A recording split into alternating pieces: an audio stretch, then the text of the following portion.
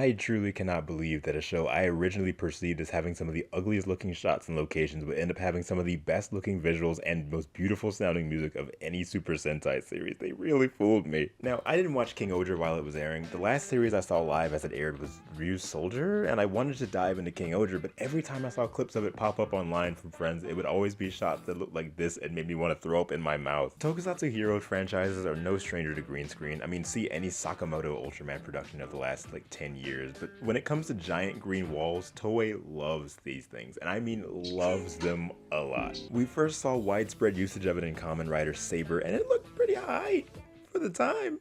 Then for whatever reason, they just kept using it over and over and over, and eventually decided to use it all across an entire Super Sentai series, and it's like, alright bro, you're doing too much. I jumped into King-Ohger and it immediately just assaults your eyes with it, and honestly, it wouldn't even be that bad if not for the fact that they keep trying to do camera tricks and like standard camera actions with this, and a lot of the time the people in the shot either don't have shadows or are just jittering all over the place. It gets so bad. CG creatures just flying all around. A lot of the time I found myself unsure of what I was even supposed to be focusing my eyes on. Over time though, you do start to see them incorporating the visuals with real world locations, and the blending of things gets a lot better. Like, they're not in front of a green screen wall 24/7 by any means. It's just when they are, it doesn't always look right. This show is actually kind of incredible. The Red Ranger Gira is just some guy that likes to have fun in a world with 5 kings governing 5 different nations. His world gets invaded, and instead of defending, the king lets it happen just to give him an excuse to conquer other worlds, actively putting his own people at risk of death. He claims that it's justice, and to get back at him, Gira goes, okay, well if this is justice, then I'm gonna save my people, keep everyone safe, and in your eyes, that'll make me literally the most evil presence you could ever imagine. And that is the rawest thing I have ever heard. The story at first ends up being Gira traveling to the other kings with the help of the Zords known as the Shoe Gods, and learning about their ways of life, how they treat their people, and how differently we can all be and live amongst each other while still being great together. He's at odds initially with the Blue Ranger, Yanma, who leads with his jealousy of Gira taking the position of Red. Yanma has loads of pride, to the point that Gira thinks it's what separates him and his people, but he soon learns that his world is not the same as others, and they actually love him because he doesn't back down and stands his ground, someone that they also aspire to be. The Yellow Ranger Himeno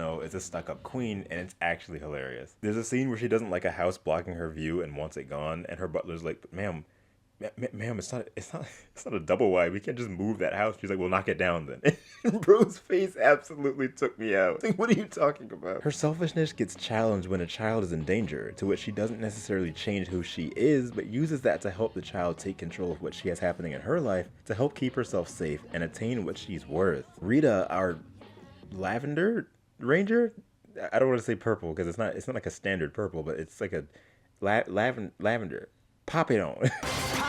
Rita brings Gira in to be jailed for invading other worlds and stealing the Ohger caliber from Rackley's, the king mentioned earlier that didn't care to defend his people, only to assert that not only was Gira innocent, but finding that him being able to use the caliber without authority despite having stolen it was because he's actually blood related to Rackley's as his brother, meaning he acting as Red Ranger is asserting his birthright to keep people alive. I just know Rackley's was gagged. That man got hot. I gotta leave. I also need to mention that Rita has a giant stuffed plush named Mofun, and they jailed a man earlier in the episode because he was scalping the plushies and Rita couldn't take it no more. What a king, dude. We need someone like Rita at Walmart when them Pokemon trading cards come on the shelves. Rita also puppets Mofun and pretends he's real, and they really are like my favorite person. I also just love that Gira is playing pretend, pretending he's the most evil character roping the kings together to join his crew, when in reality his evil is just being the hero, and it works. I mean, of course he was literally almost jailed because he was pretending too hard, but his innocence is so lovely. When Rita talks to witnesses before judging him, they only talk to children to get their opinions on him, which,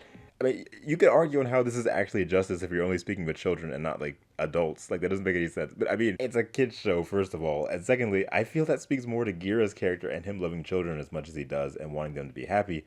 And even Rita's, to be honest. I mean, I get the vibes they aren't interested in being adults and doing adult stuff and feel more comfortable otherwise, so it makes more sense to me. Now, what I did not like is that upon us getting to the introduction of our 6th Ranger, we still haven't fully linked together our core team. Our Black Ranger, Kaguragi, is always up to stuff, hating Rackley's but turning Gira into him even though they agree to take him out together. There's a lot of things that he does that have like other meanings, and he has like a longer plan. I don't know. It made me my brain keep doing too much, and it ended up making me not like him as much. They work together and fight together and have good moments, but a lot of the time it's only because they have some other motive in the background, like them each individually wanting to take Gira back to their nation so that they could control God Kuwagata, who has the power to control each of their Zords from their nations to form King-OHGER, the show's main Megazord. Only Gira has been able to control it, and he can speak with them as well. Give it to me! No! Let me see! A big theme in this show is working together. Every ranger is selfish in one way or another. They all want to be the one to control everything alone, with no one else calling the shots. Gira wants to be the one to dethrone Rackley's. However, they're all after the same thing.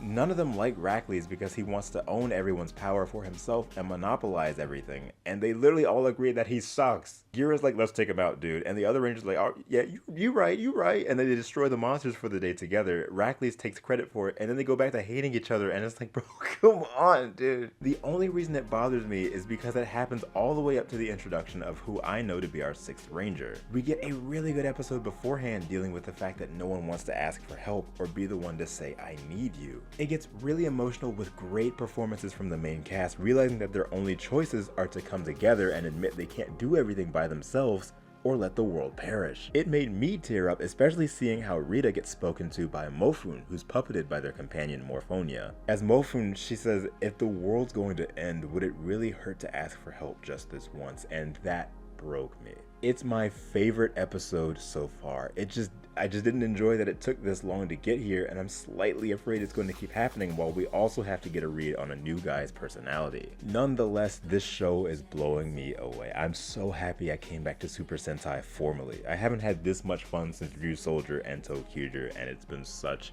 a time. At the time of recording, I'm only 10 episodes in, but I know I'm gonna finish this really quickly because once I get into a show and I'm really into it, there's no way I'm going to stop. Like, even the music is so good. I love all the music except for the theme song. The theme song is not really vibing with me. I don't think it fits the show at all. But everything about this show, from the aesthetics for the most part, to the music, to the characters, oh my gosh, I love it so much, dude.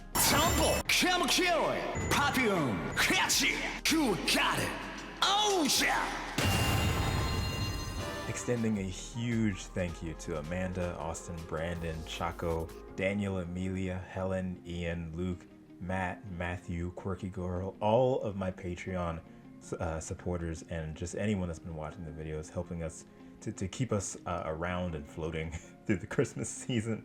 I appreciate you guys so much more than you know.